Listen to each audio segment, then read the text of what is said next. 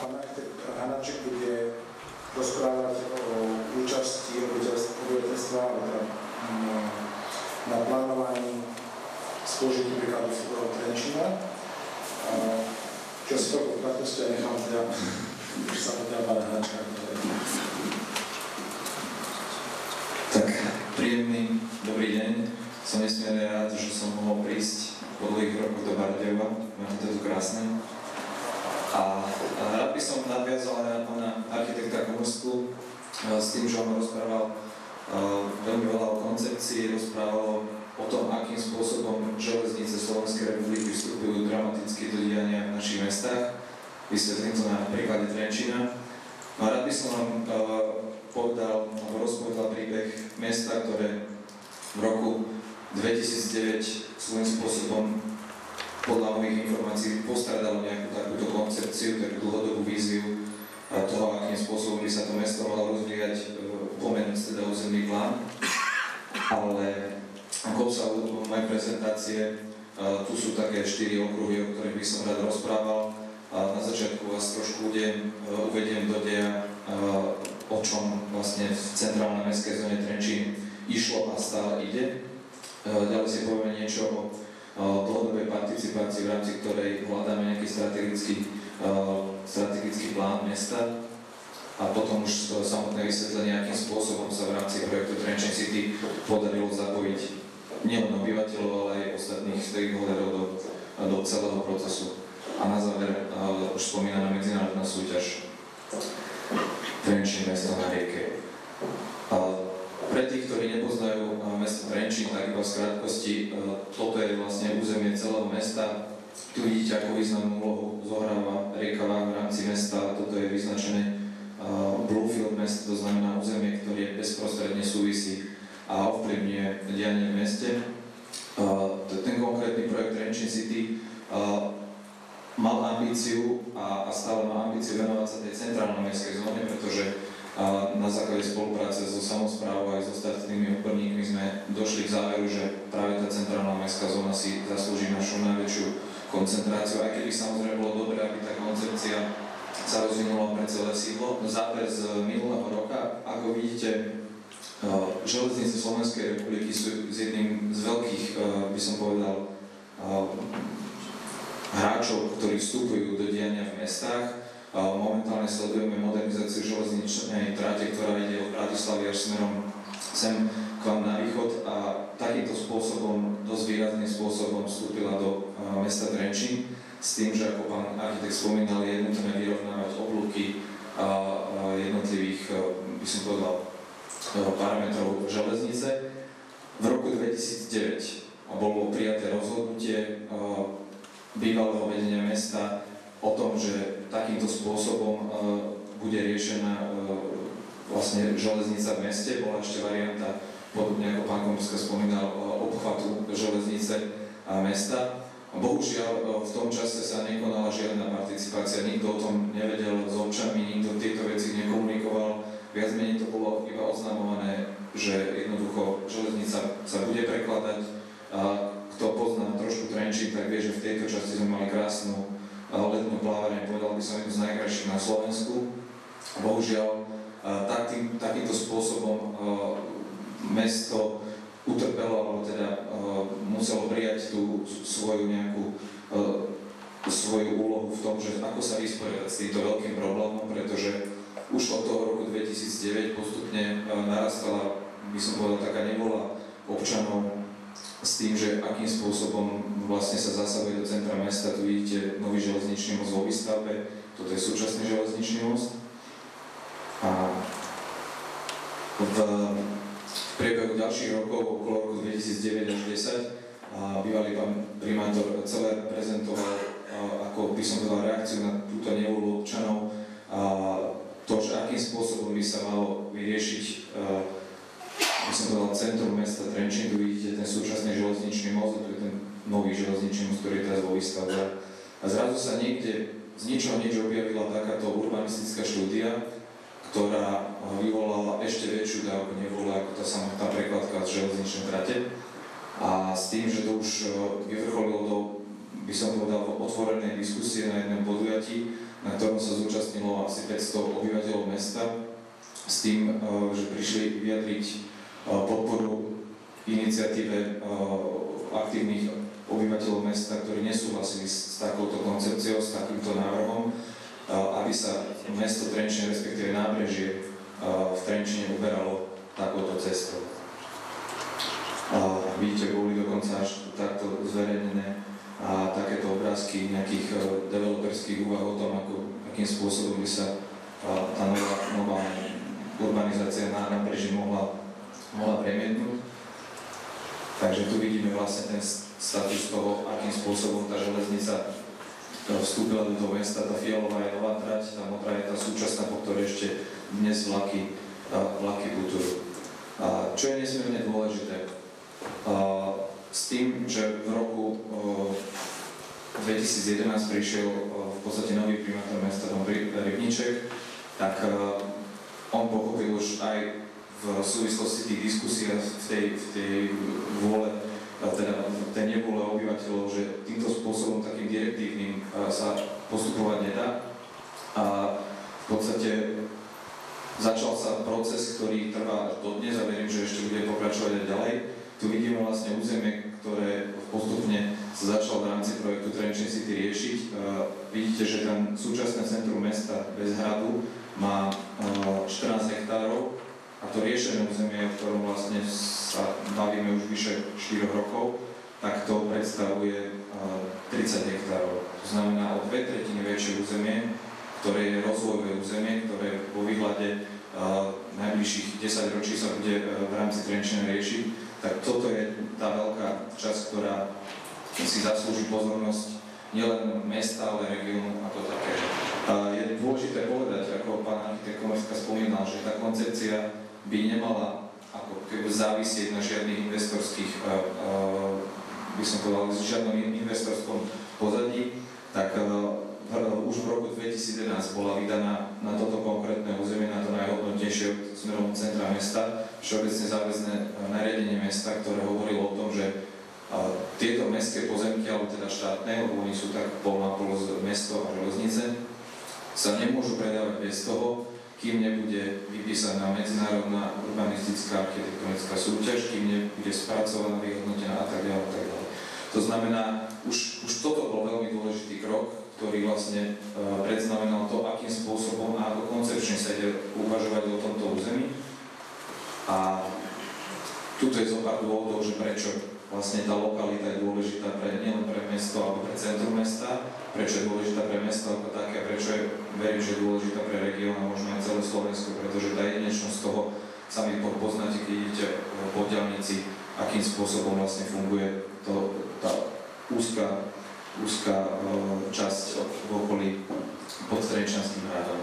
Takže tuto je zopár, nebudem to všetko čítať, tu je zopár tých dôvodov, že prečo to nábrežie v meste Trenčín je tak dôležité, prečo sme a samospráva mesta Trenčín aj v spolupráci s ďalšími odborníkmi venoval tomu toľko energiu. Viac o projekte Trenčín City, ako už som spomínal, ten projekt sa začal v roku 2011, kedy prebehli prvé diskusie a by som povedal, prebehli veľmi tak vrúcne s tým, že tá negatívna emócia, ako to veľmi dobre poznáte, je v ľuďoch veľmi silná a veľmi taká dynamická. To znamená, že keď hovoríme, že čo nechceme, tak to príde strašne veľa ľudí. A postupne sa začalo teda aj v spolupráci s primátorom mesta, zastupiteľstvom a celého pracovného týmu toho projektu sme sa snažili otočiť tú emóciu na tú pozitívnu, a ako to už na Slovensku býva, keď sa začneme rozprávať pozitívne, tak zrazu tie emócie trošku ochladnú a už ľudia nie sú takí dynamickí, ale o tom poviem trošku neskôr. Každopádne ten projekt Trenčín City sledoval nejaké dve odborné línie. Jedna bola držanie nejakej súčasnej koncepcie na základe odbornej garancie, ktorú zastrešoval pán architekt Kierov, mimochodom pôsobiaci aj z časti v Hamburgu a v Bratislave. A čo je dôležité, že druhá odborná línia práve sledovala tú participáciu. Ale participáciu nie len v rovine komunikácie, to, akým spôsobom by sa malo toto rozvojové územie komunikovať s obyvateľmi, čo by tam obyvateľia mesta chceli mať, čo by tam chceli vlastne, akým spôsobom by to chceli užívať ten priestor, ale samozrejme tá participácia mala ďalšie roviny, ktoré vysvetlím, spolupráca s univerzitami, spolupráca s odborníkmi a tak ďalej a tak ďalej. Tu máme zase zo pár tém a priorít, ktoré sme v rámci tých oboch týchto línií odborných sledovali, takže to je len zo pár tak vypichnutých bodov. Mám tu takú vetu, že chceme mesto pre ľudí alebo mesto pre auta. To je veľmi dôležitá veta, ktorá zaznela počas tých diskusí viacekrát. A musíme sa priznať, že ani v tom roku 2011, keď sme začínali, tak nikto nemal, poviem to tak na rovinu, v Trenčíne šajnu o tom, čo je to participatívne plánovanie, ako sa to robí, aké sú úskalia, aké sú možnosti, ale len poctivou prácou a postupným a diskusiou a takou otvorenou myslou a flexibilitou sme sa vlastne dopracovali k tým ďalším výsledkom. Toto je iba zopár testov strategického procesu plánovania Trenčín mesto na rieke, ktoré sme postupne v rámci tej odbornej pracovnej skupiny toho projektu Trenčín City vygenerovali. Je nutné povedať, že tá pracovná skupina pracovala v úzkom kontakte s hlavným architektom mesta, mala flexibilne od 9 do 12 členov a všetko to boli odborníci z rôzneho zamerania interdisciplinárneho v rámci plánovania mesta. Tuto je nejaký časový horizont, čo je veľmi dôležité si uvedomiť, ako už bolo dnes spomenuté, že urbanistická koncepcia, plánovanie mesta, strategické plánovanie mesta je behom na dlhé trate a my sa nachádzame momentálne, tu je rok 2014 alebo teda 2015 a vidíte, že tá výskumná prvá fáza prípravná je ešte niekde na začiatku, ale ten predpokladaná realizácia je niekde okolo roku 2030, takže to je len na margo toho, akým spôsobom je to celé vedené. A veľmi dôležitým milníkom bola práve tá medzinárodná urbanistická súťaž, ktorému milníku vlastne všetky naše kroky tej prvej výskumnej prvej fázy smerovali a tam vlastne sa sústredila všetká tá energia a to vlastne dalo ten ďalší impuls pre tú ďalšiu prácu, ktoré poviem neskôr. Veľmi dôležité bolo rozmýšľať strategicky a operatívne. To v dnešných mestách je, by som povedal, veľmi náročné jednak pri ekonomických možnostiach, ktoré sú, ale jednak aj na personálnych, jednak aj o personálnych možnostiach, ktoré majú, by som povedal, súčasné útvary hlavných architektov. Sami to dobre viete, že nie vždy sa dajú tieto veci sklobiť, ale len na margo tých financií Trenčín v roku 2011 hrozila nútená správa, takže vidíte, že v takýchto situáciách sa dá rozmýšľať, by som povedal, dlhodobo a odvážne pri hľadaní strategických nejakých vízií, koncepcií a aké operatívne kroky sme sa snažili prijať. Musím priznať, že v tej operatíve ten projekt trošku, by som povedal, pokrivkával, ale bolo to daňou za to, že sme to robili v úzovkách na Slovensku prvýkrát v takejto miere. Samozrejme sme sa snažili inšpirovať a nevymýšľať teplú vodu a inšpirovať sa zo zahraničia, takže tu je len zo pár momentov a zo pár miest, ktoré si takouto urbanistickou koncepciou o tom, ako prepojiť mesto s riekou, ktoré si už takéto svoje, by som povedal, procesy zažili. A k tomu samotnému procesu participácie, tu môžete vidieť záber teraz konkrétne z jedného z tých diskusí, akým spôsobom to prebiehalo, ale musím povedať ešte, že vychádzali sme aj z takýchto materiálov, ktoré sú dostupné viac menej na internete alebo v literatúre. A tu je vlastne spektrum verejnej participácie, je to také, by som povedal, jednoduchá tabuľka, ktorá hovorí o tom, že akým spôsobom môže narastať vplyv verejnosti na dianie v meste a akým spôsobom môže rásť vlastne to, že keď sa ľudia vyjadria a o tom, že čo chcú mať v tom danom území. Takže tu vidíte, že snahou bolo na začiatku nielen informovať, ako to bolo alebo ako sa to deje v takých, by som povedal, klasických situáciách, ktoré poznáme na Slovensku, ale tie veci treba začať aj konzultovať, pozývať tých ľudí, začať s nimi spolupracovať. A ten najvyšší level, alebo tá najvyššia úroveň je už splnomocniť ich, aby v tom danom území niečo robili. Tam sme sa bohužiaľ ešte nedostali, ale aspoň vieme o tom, že kam sa to na celé celé posúvať. Takže to je dôležité, tu zase je dôležité operovať s tým cieľom verejnej participácie. Zase to má svoje špecifika a ja by som prešiel, toto je taká teória, aby som skôr prešiel do tej trenčanskej praxi. A fungovalo to nasledovným spôsobom. Toto sú základné zložky, 4 základné zložky toho celého projektu Trenčín City. Ako vidíte, je tam pracovný tím, ktorý mal veľmi úzke väzby práve na samosprávu. A čo je dôležité povedať, že primátor mesta Trenčín ani mestské zastupiteľstvo nezasahovalo po odbornej stránke do tohoto procesu. Na to tam bol delegovaný odborný tím a na to bol delegovaný hlavný architekt mesta, ktorý mal nielen tie možnosti, ale aj zodpovednosť za to, že toto je tvoj projekt a ty si za ňou zodpovedný. A potom tu máme samozrejme odbornú verejnosť, kde sme vlastne si prizývali na jednotlivé témy odborníkov nielen zo Slovenska, ale aj zo zahraničia. A samozrejme široká verejnosť, práca s miestnymi komunitami.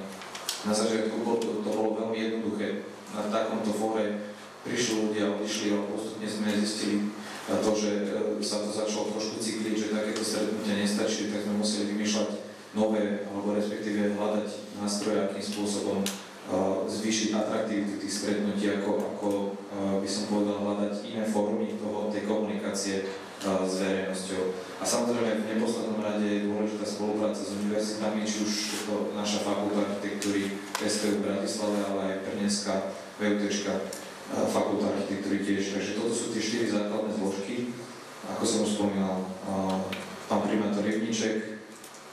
A tuto zopár takých existujúcich predsudkov, s ktorými sme sa, by som povedal, museli vysporiadať jednak zo strany samosprávy, ale jednak aj zo strany verejnosti.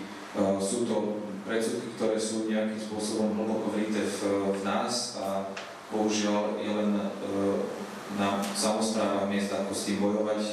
A je to veľmi dôležité povedať, že nie len sa to očakáva od samospráv, ale aj od nás ako obyvateľov miest. To znamená nie len bývať v tom meste a užívať si ten priestor, ale mať určitú zodpovednosť a určité také cenie a takú morálnu nejakú zodpovednosť voči tomu mestu, že aj ja musím pre to mesto niečo spraviť, nie len ono pre mňa. A čo sa týka práce s verejnosťou a s obyvateľmi, tu vidíte, aké metódy toho participatívneho plánovania sme využívali. Od tých, by som povedal, takých štandardných, úvodná panelová diskusia cez to zakresľovanie podnetov do map, to ste videli tam okolo tých okrúhlych stolov, čo sa mimochodom ukázalo ako veľmi užitočná metóda. Prebiehali diskusie s rôznymi komunitami, ktoré bezprostredne súvisia s riekou, ktoré žijú v okolí rieky. A potom bolo nutné vymyslieť niečo nové, tak na to som sa podujal ja, a to vysvetlím neskôr. Urban Gold, to bola taká plánovacia vychádzka po nábreží. A samozrejme práca s dotazníkmi, s anketami, študentské workshopy, kde sme postupne zapájali aj študentov tých spomínaných 2 fakult architektúry a tí museli komunikovať svoje návrhy práve aj s verejnosťou. To je dôležité, že tá verejnosť neustále mala tú kontrolu nad tým celým procesom a rôznymi spôsobmi sa do toho zapájala. Vidíte zopár záberov, akým spôsobom verejnosť a obyvateľia v aktívnej forme sa zúčastňujú na procese plánovania. Tu je zopár diskutovaných tém, nebudem to všetko rozoberať. A tu je napríklad výsledok toho zakresľovania, to už je ako taký sumár. Ono to bežne funguje, že len zoberete mapu a len sa rozprávate s tými ľuďmi. To je dôležité, rozprávate, pýtate sa ich na ich názory, kde chodíte, ako často chodíte. Prosím. Takže toto je napríklad výsledok toho, akým spôsobom ľudia uvažujú o tom meste. A toto už je napríklad ten Urban Gold. Čo sa ukázalo veľmi dôležité, nesedieť len, by som povedal takto, že na zadku a nad papierom, lebo papier znesie, to je jedna vec, ale veľmi dôležité je ísť do terénu a rozprávať sa s konkrétnymi ľuďmi o konkrétnych problémoch na konkrétnych miestach. Pretože len takto to tam môžete vidieť naživo a úplne inak to vyzerá z kancelárie, spoza stola a inak to vyzerá tam, keď môžete zobrať tých ľudí a ukázať im, akým spôsobom sa uvažuje o prihľadaní napríklad koncepcií. Ten urban walk prebiehal jednoduchou formou. Ako vidíte, zhruba skupina okolo 60 ľudí išla po nábreží. Tuto máme také informačné tabule, kde vidíte, tu je tá trasa, začínali sme na hlavnom námestí a takto sme si to postupne prešli celým tým nábrežím. A tu vidíte, v tých záchytných bodoch boli tie infotabule, ktoré vyzerali asi takto. A veľmi jednoducho bola podaná informácia, to nazývam taký, že HSV kontext, to znamená história, súčasnosť, budúcnosť. Čo sa týka histórie, tak sme sa snažili aj s kolegom Števkom, on mal zberať takých historických fotografií z Trenčína, tak hľadať aj tie historické stopy mesta, akým spôsobom to nábrežie žilo kedysi. A tá súčasnosť, tu tam vlastne tí ľudia mali na živove, tu si mohli konfrontovať v tých konkrétnych miestach, tie jednotlivé priehrady. A potom tá budúcnosť, toto sú moje konkrétne skice, akým spôsobom napríklad, to je môj pohľad na vec, ako by sa mohla tá vízia meniť, ale to bol iba jeden z pohľadov. Takže, a samozrejme verejnosť to mohla takýmto spôsobom pripomienkovať. Čo sa im v tom území páči, či súhlasia, nesúhlasia, čo by tam zmenili, akým spôsobom by chceli naštartovať aktivity v rámci toho nábrežia a čo všetko by si tam oni vedeli predstaviť. Takže toto je taká plne jednoduchá forma. Samozrejme všetky tieto podnety boli zaznamenané, zozbierané a napríklad aj vyhodnotené. A tu môžete vidieť, že ten súčasný pohyb po priestore, čo som pozorovali v rámci dizertačnej práce, je napríklad, že tým územím toho nábrežia prejde až 76%, naopak zostáva tam, alebo má tam tú snahu pobývať v tom priestore iba 24%, kdežto práve ten urban walk vlastne ukázal úplne iné parametre, že tým ľuďom práve tam chýbajú tie aktivity a tie dôvody, prečo by mali zostať na nábreží. Už spomínané univerzity, toto je záver konkrétne z takého pracovného workshopu, kde študenti obidvoch fakult architektúry prišli na 4 dní a začali pracovať na svojich semestrálnych prácach už konkrétne v tom mieste. Dôležité, že museli ísť na námestie a konfrontovať svoje nejaké prvé úvahy, tie svoje študentské práce museli konfrontovať s názormi obyvateľov, boli zase spätne vyhodnocované. Tu vidíte zborník, ktorý vlastne vyšiel zo všetkých študentských prác a bol potom v nahliadnutiu. A tuto, čo sa týka úlohy univerzít, tu by som tak vypichol práve tú inovatívnosť, experiment a výskum. To je veľmi dôležitá vec, pretože to sa nám ukázalo v celom tom procese ako nesmierne dôležité a zapojiť tie univerzity kvôli tomu, že vlastne oni nám ako keby spravili také meritko, taký ten lakmusový papierik na tom, že či napríklad to zadanie, ktoré bolo pre študentov, je zadané správne a či môžeme pokračovať v tom ďalej. A veľmi to bolo vhodným spôsobom potom aj vyhodnotenie v rámci tej medzinárodnej urbanistickej súťaže. Takže toto je len zopár z tých možností, ako udržiavať celý ten proces v kondícii a akým spôsobom ponúknuť, by som povedal, takú pestrú paletu pre tých obyvateľov, akým spôsobom sa dá komunikovať ten priestor. Ale to je jedno, aký priestor, teraz sa bavíme o tom, že čo sa všetko dá.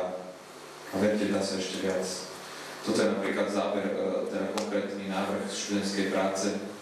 Vidíte také svieža študentská grafika bez nejakého zaťaženia, ale práve tam vznikali také nové myšlienky spraviť takýto záliv do mesta, je takéto minimalistické, také frézovanie toho, čo mimochodom nás vôbec nenapadlo. Potom, keď sme to konzultovali s odborníkmi z vodohospodárskeho podniku, tak povedali, že prečo nie, že to nie je problém, to sa dá spraviť.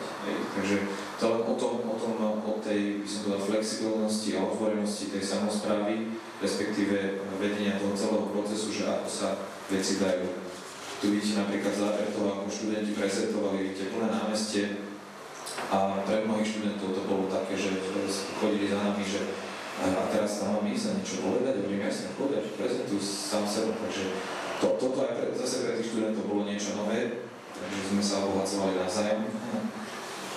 A čo sa týka spolupráce s expertmi, veľmi dôležitá vec, povedať, že tá participácia nie je len o komunikácii s verejnosťou. Tí odborníci sú tam nesmierne dôležití a zohrávajú minimálne 50% toho celého úspechu aj viac. A musím povedať, že boli zorganizované 5 takýchto okrúhlych stolov a tuto tu môžete vidieť na 4 takéto základné témy. Potom vysvetlím prečo 5, by som povedal, workshopov na 4 témy. A boli to, ako som už spomínal, odborníci z celého Slovenska, ale aj zo zahraničia. A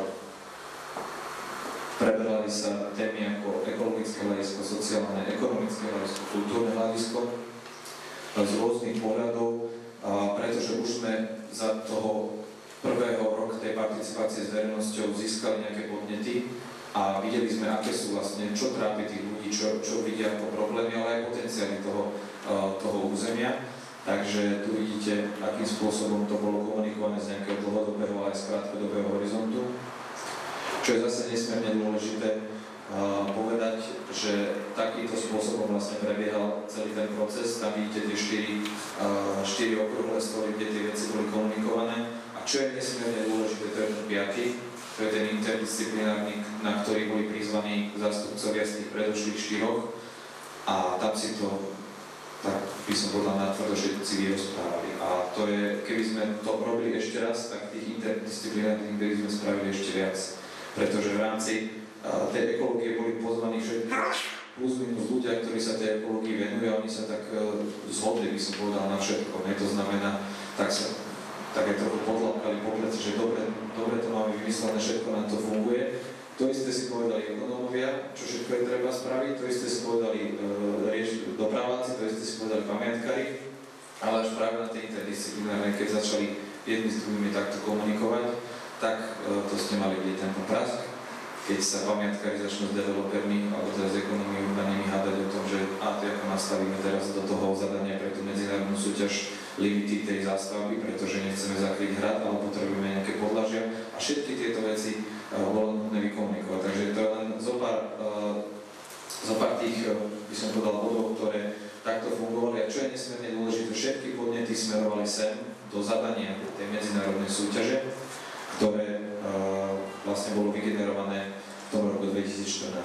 Opätovne vidíte, treba ísť do terénu, aj s odborníkmi, treba si tam rozprávať zase o konkrétnych veciach. Dôležitá táto brožúrka vlastne obsahovala všetky tie informácie, zber dát, ktoré vlastne fungovali alebo ktoré boli zozbierané od toho roku 2011 po rok 2013, respektíve 2014 a v takejto podobe teda elektronickej to konkrétne dostali riešitelia tej súťaže ako ucelený materiál zosumarizovaný, kde sú podnety odbornej, ale aj širokej laickej verejnosti. Takže toto bol jeden z dôležitých materiálov, ktorí boli ako podklad pre tú medzinárodnú urbanistickú súťaž, ktorá, ako som už spomínal, prebehla v podstate minulý rok, v roku 2014. A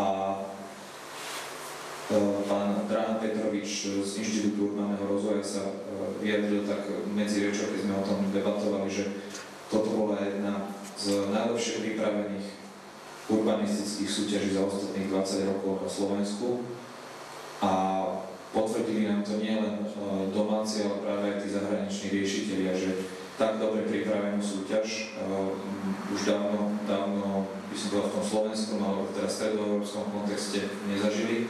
A to nechcem hovoriť, že sa chválime, ale pochváliť sa treba. Ale ešte je dôležité povedať, že tá medzinárodná súťaž bolo veľmi dôležité nielen vypísať, ale aj dobre odkomunikovať smerom von.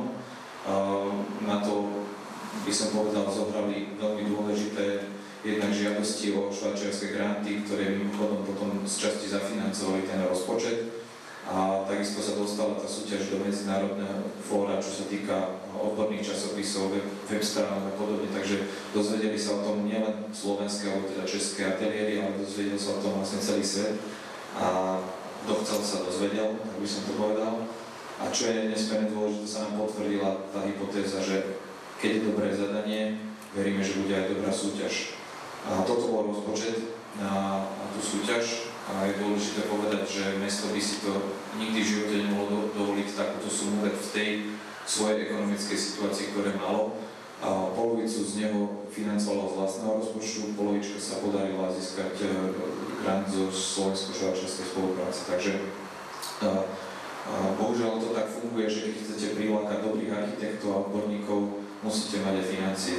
Jednoducho je to tak, lebo aj architekti sú len ľudia, musia živiť svoje rodiny. Prebiehala tá súťaž, tu vidíte, že aké tie procesy, ako to funguje, akým spôsobom vlastne to celé prebiehalo. Už samotná organizácia tej súťaže, to sú dve veci, ale oni fungovali, by som povedal, paralelne súčasne. A takto v podstate porota zasadala 2 dní a prišlo 59 prác z 15 krajín sveta, čo si myslím, že je celkom zaujímavé číslo na to, že hovoríme o krajskom meste Trenčín, o ktorom predtým asi 90% ľudí vôbec nevedelo, teda minimálne tých zahraničných, takže je to svojím spôsobom aj reklama pre to mesto a zviditeľnenie sa. A čo mám informácie, že nie je to reklama len pre architektov, ale viete, architekti veľmi úzko spolupracujú s tým súkromným sektorom a s developermi potenciálnymi, ako sme už počuli zo zahraničia, že oni sú tam aj trošku osvietení v prípade tej Eurovej, takže toto je sympatický pán, on to vyhral so svojím tímom. Patrick Verhoeven z ateliéru Mandaworks. Je to Holandian, ktorý pracuje vo Švédsku, v Štokholme. Bol tu zo 2 razy, zo 3 na Slovensku, konkrétne prezentovať tie výsledky súťaže pred verejnosťou. A musím povedať, že samozrejme bola to anonymná súťaž so všetkými parametrami, ktoré tá súťaž má mať vypísané, a nesmierne sme boli radi, že to vyhral práve zahraničný, a nesmierne sme boli radi, že to vyhral práve takýto mladý a dynamický človek, ktorý už na tej prezentácii vysvetlil mnohé veci, ako to funguje v zahraničí a prečo to tu tak nefunguje. Keď padali otázky, že a kde má parkovacie státia v centre mesta, tak on povedal, že môj návrh počíta s tým, že jednoducho parkovacie státie nebudete potrebovať, pretože mesto Trenčín je tak malé, že sa vám oplatí chodiť pešo a oplatí sa vám chodiť na bicykloch. Takisto bol veľmi odvážny, čo sa týka nejakej práce s nábrežím a čo budem rozprávať, že s tou moduláciou rieky nemal sa proste hľadať aj takéto odvážne formy, ale čo je veľmi dôležité, povedal napríklad pri tej svojej prezentácii, že on je si vedomý, že takto to určite nedopadne, ten celý proces, lebo vie, že toto je iba ich nejaký pohľad na vec, ktorí spracovali v ateliéri, proste ďaleko od Trenčína, ale je vlastne o čom sa rozprávať, a to je dôležitý materiál, ten výsledok súťaže, že je to nástroj, ktorý rieši teraz samospráva ďalej a spracováva na základe výsledkov tejto súťaže územný plán zóny, čo je nesmierne dôležité. A samozrejme, tá participácia s verejnosťou fungovala ďalej, takýmto spôsobom sa to zase tie výsledky už medzinárodné súťaže dostali do eteru. Tu vidíte zase plné námestie, je dôležité, to sa nám ako ukázalo ako dôležitá vec, tí ľudia za tým procesom neprídu. Keď to je schovaté niekde ďaleko, hlboko, nikto o tom nevie, je dôležité ísť von, ísť do eteru a rozprávať a komunikovať tie veci. A tuto iba na záver, toto som si požičal od môjho známeho z Indie, to profesor Arabi Tripathi, on je takýto maličký a on je ako veľmi veľký odborník, čo sa týka operačného výskumu, a keď som bol na jednej konferencii v Barcelone, tak som práve prezentoval tento projekt Trenčín City a on mi tak po mojej prednáške prišiel a ukázal mi túto schému a tá sa vlastne spätne veľmi hodí na to, čo sme v Trenčíne robili, a to je vlastne to nastavenie toho strategického rámca, ako nastaviť nejakú takú dlhodobú koncepciu alebo dlhodobú víziu a ako tá participácia vlastne slúži na to, ako docieliť tie ciele, ktoré sa snažia ľudia zadefinovať. A tu vidíte vlastne, že na začiatku máme, tak ako bolo v Trenčíne, definovanie problému. To bola tá železnica, to bolo to, akým spôsobom prepojiť centrum mesta s riekou a čo teraz s tým, lebo nikto z nás nevedel, že čo tam reálne chceme mať. A na to vlastne slúžili tieto metódy štrukturalizácie problému. Ono vyzerá to veľmi tak schematicky, ale funguje to, môžem vám povedať. A toto je vlastne tá participácia, toto je ten proces. A potom vytvorenie modelu zadania, to bola v našom prípade tá súťaž, generovanie alternatív, to boli výsledky tej súťaže. A čo je dôležité, že potom to musí ísť spätne zase do toho procesu participácie, čiže sa vyanalizovali a zevaluovali tie výsledky a išli to zase spätne a predseda porody, švajčiarsky architekt pán Tomás Mata sa vyjadril, že tá najdôležitejšia úloha participácie nás ešte len čaká, lebo vlastne v tom roku 2014, respektíve po tých výsledkoch ešte len sme vlastne na tejto ceste, kde to riešenie a tá realizácia nie je tu. Takže toto je taká schéma, ktorá sa veľmi hodila z operačného výskumu na tento celý proces a tuto by som vám len tak v krátkosti alebo v takom sumári ukázal, že ako funguje práve tá viacvrstvová participácia, o ktorej som rozprával, to znamená na úrovni obyvateľov, odborníkov, univerzít a samosprávy. Takže tu vidíte tieto podujatia jednotlivé, vidíte, že to sú tie podujatia, ktoré sa nám podarilo spraviť, respektíve táto ružová linka, to je tá úloha samosprávy, táto zelená, tu nastúpili v podstate univerzity a až niekde v tejto časti nastúpili odborníci, ktorí vlastne išli až do toho konca roku 2013, kedy bolo vygenerované to zadanie. A veľmi dôležité sú práve tie body, tu ich môžete vidieť, kde vlastne je prienik tých jednotlivých zložiek a tam sa to vlastne musí vykomunikovať a to je vlastne úloha tej participácie, lebo ako je ešte tam záverom napísané, participácia nie je cieľ toho celého, participácia je iba nástroj, ako problémy alebo potenciály toho územia komunikovať. Takže a čo je ešte dôležité povedať, že tento proces síce sa zdá, že je lineárny, ale práve je svojím spôsobom trošku nelineárny, flexibilný v tom, že tu vidíte takú slučku opätovne, že treba vedieť spraviť aj krok späť, a tak ako je to v tanci, že radšej 2 kroky vpred a 1 vzad, ale stále sa pohybovať, ako spraviť 3 kroky vpred a už sa potom nemôžete vrátiť a to je potom na škodu veci, tak takým istým spôsobom sme sa my vrátili takou slučkou, ako keby o rok späť, že sme začali aj sa spätne pozerať na našu prácu, keď sa to už začalo celé narastať tá bublina tých informácií a bolo treba veľmi dobre pracovať a filtrovať niektoré veci, aby sme sa z toho úvodzovkách nezbláznili. A už len na záver nejaké benefity, ja som si požičal citáciu od Cecil Cooney, že také 4 stupne úspešnej participácie by som povedal. Tá prvá je samozrejme schopnosť občanov byť prítomný na procese, to je prvý predpoklad, že byť prítomný, ale to nemusí byť iba fyzicko, ale aj online formou, napríklad dnes to už funguje celkom úspešne. A vyjadriť svoj hlas a záujem, samozrejme schopnosť tých, ktorí sa zapoja do toho celého procesu a dokázať aj preformulovať nejaký svoj postoj. To je nesmierne dôležité, že byť ochotný aj ako prijať nejakú zmenu, prípadne zmenu názoru a len na margo toho, keď sme začínali celý ten proces na tých prvých diskusiách, sme sa pýtali, čo vidíte ako obyvateľov, čo vidíte za najväčší problém mesta Trenčín, alebo teda tej centrálnej mestskej zóny. A 67% ľudí hovorilo, že je to doprava.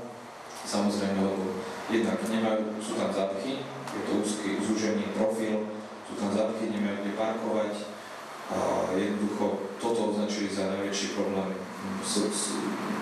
mesta alebo centra mesta, pretože gros z nich sa pohybujú z jednej časti mesta na druhý a skoro žiadni ľudia netrávia čas v tom centre. A iba 9% začalo riešiť, že prečo vlastne oni nie sú v tom centre, že iba chcú prejsť cez to centrum mesta, ale riešilo iba 9% ľudí to, že tie aktivity, ktorým by mali vlastne prísť do toho centra mesta. No a na záver tej participácie, na tých posledných diskusiách sa to takto zmenilo. Zmenilo sa to v pohľade napríklad v rámci toho Urban Walku, keď sme sa konečne dostali do toho centra mesta. A ľudia už tak nevnímali tú dopravu, pretože zistili, že ako dobre a ľahko je dostupná tá rieka a ako jednoducho sa to dá, len to treba skúsiť. A začali práve rozmýšľať o tom, že prečo to mesto nefunguje, prečo to nábrežie nefunguje, ja by som tam chcel ešte toto, prečo tu deti nemajú kam ísť. Takže to boli to je len taký ukazovateľ, že tá participácia má aj taký edukačný rozmer. A potom, ako som už spomínal, schopnosť procesu riešiť tie sociálne problémy, to treba ich najskôr poznať a potom ich aj riešiť. A potom to je tá náväznosť práve toho procesu skúmať aspekty vedeckého, respektíve technického. To je tá práca s odborníkmi a vedieť hľadať tie odpovede na tie technické problémy. A aby som nehovoril iba tak pozitívne, túto sú aj rizika, ktoré práve tá participácia predstavuje. Ako už som spomínal, participácia nie je cieľ.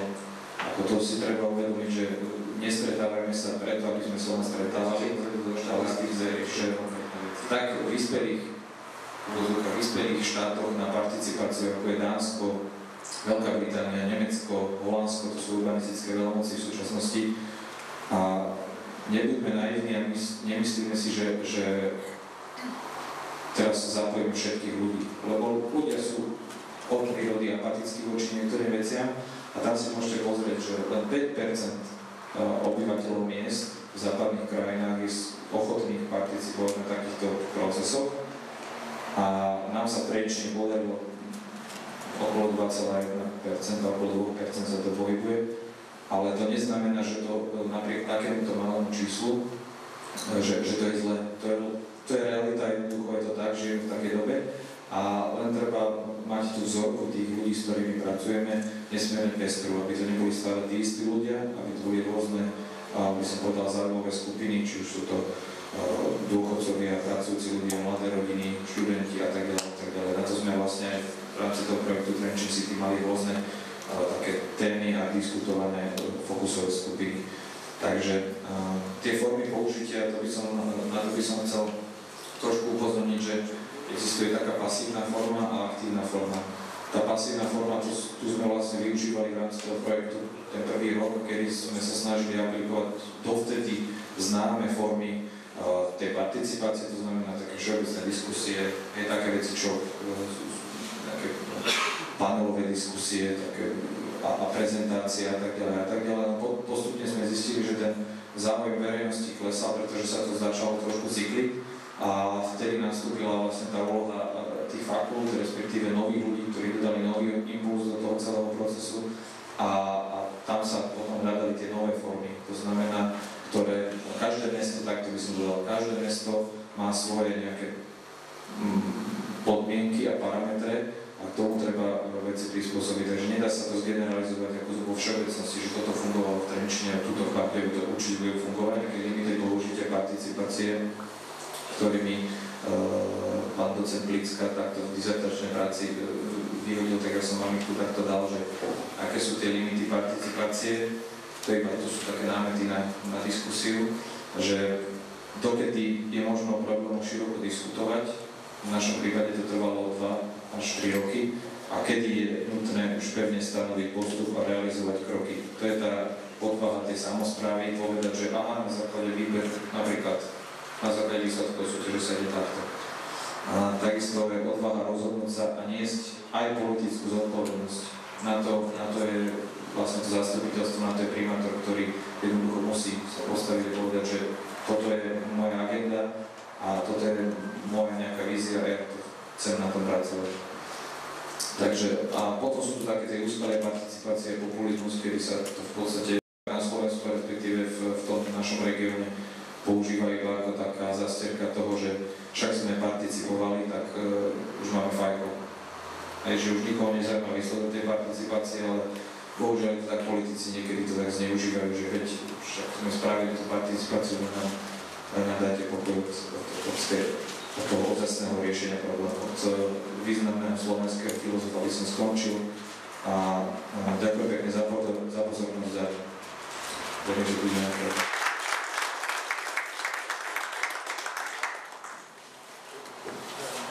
Sú nejaké otázky v publiku, alebo sú tak, aj tak som vyčerpal ten čas, ktorý som mal na tú prezentáciu, tak môžeme sa posunúť už ďalšie. Ale keby boli, stále je možnosť potom hovoriť v poslednom blogu ako rozvinúť, lebo jedna z tých tém, ktoré máme, sa prelínajú určite aj v tom Trenčíne toto do súťaží a podstate aj niečo súťažilo v ďalšie téma, ktorú chceme prejsť.